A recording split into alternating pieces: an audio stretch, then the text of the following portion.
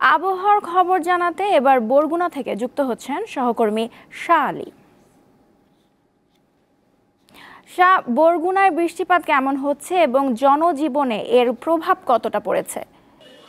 নওরিন, আপনি যেটা জানতে চাচ্ছিলেন আসলে এই যে সক্রিয় বায়ু প্রবাহের কারণে যে বরগুনায় দুদিন যাবৎ বৃষ্টিপাত হচ্ছে এবং ভারী বৃষ্টি হচ্ছে, এই লাগাতার বৃষ্টিতে জনজীবন কিন্তু চরম ভোগান্তিতে পড়েছে। আমরা গতকাল থেকে দেখেছি যে পরিমাণ অটোরিকশা এবং রিক্সা থাকার কথা বরগুনা শহরে, সেটা কিন্তু আসলে দেখা যায়নি, সেটা কিন্তু আমরা লক্ষ্য করেছি। এছাড়া দেখেছি নিত্য প্রয়োজনীয় দোকান ছাড়া অন্য কোনো দোকানপাট খোলা যায়নি।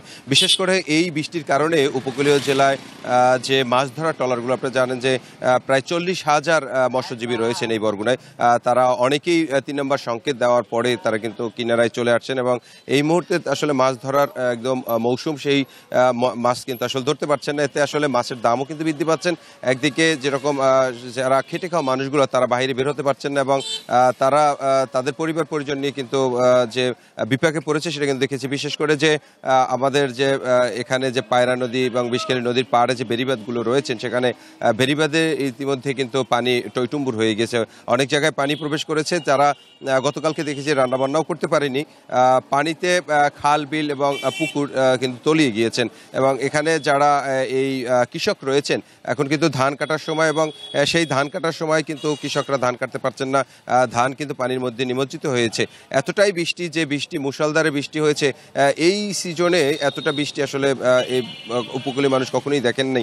যে গতকাল থেকে রাতভর বৃষ্টি হয়েছে, যে বৃষ্টিতে অতিষ্ঠ হয়ে গিয়েছেন সাধারণ মানুষ এবং খেটে খাওয়া মানুষগুলো আমরা দেখেছি। এবং শহরে বিভিন্ন জায়গায় বিভিন্ন পানি প্রবেশ করেছে ড্রেন থেকে এবং সেই পানি প্রবেশ করেও কিন্তু অনেকে তারা কিন্তু পানির মধ্যেও নিমজ্জিত রয়েছেন আমরা দেখেছি। এবং এই পানির কারণে যারা অনেকে বীজপালা করেছেন, সেই বীজপালাও কিন্তু বিনষ্ট হয়ে গিয়েছেন, আমরা সেটাও কিন্তু খোঁজ নিয়ে দেখেছি। এবং এখানে পানি উন্নয়ন বোর্ড থেকে আমরা যেটা জানতে পেরেছি, গতকাল রাত 9টা থেকে আজ সকাল 9টা পর্যন্ত এখানে প্রায় 80 ডিগ্রি কিন্তু সেলসিয়াস কিন্তু পানি বৃষ্টিপাত রেকর্ড করা হয়েছে।